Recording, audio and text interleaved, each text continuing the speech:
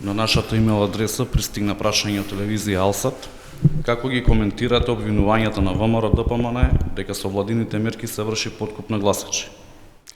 Знаете како, секогаш кога парите од државата завршуваат наменски кај граѓаните, кај погодените категории на компании заради корона кризата, ВМРО-ДПМН и раководството на ВМРО-ДПМН имаат проблем. Зошто?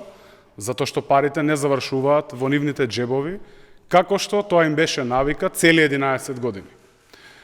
Во случај кога имаме практично 3 пакети, COVID-1, COVID-2 и сега COVID-3 линијата, каде што буквално се грижиме за спас на секое работно место, каде што вбризгуваме пари во социјално загрозени граѓани, социјално загрозени семејства, за полесно да можат да ја пребродат кризата, нормално дека вбризгуваме и дополнителни финансиски средства во компаниите, како во однос на покривање на минимална плата од 14.500 денари, така и дополнителен буст за надминување на економската криза на сите наши компании преку COVID-3 линијата. Дополнително даваме пуш и на капиталните инвестиции во однос на изградбата на патишта, во однос на изградбата на било каков вид на инфраструктура.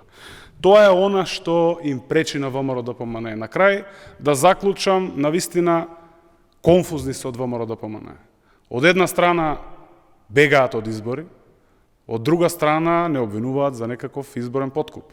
Еве, ќе ги разберам, нормално е кога ти е страв да се соочиш со избори, а секако и со изборен пораз на изборите, кога и да се случат, нормално е од незнаење, од конфузија и од паника да ширите лаги и невистини и секакви обвинувања.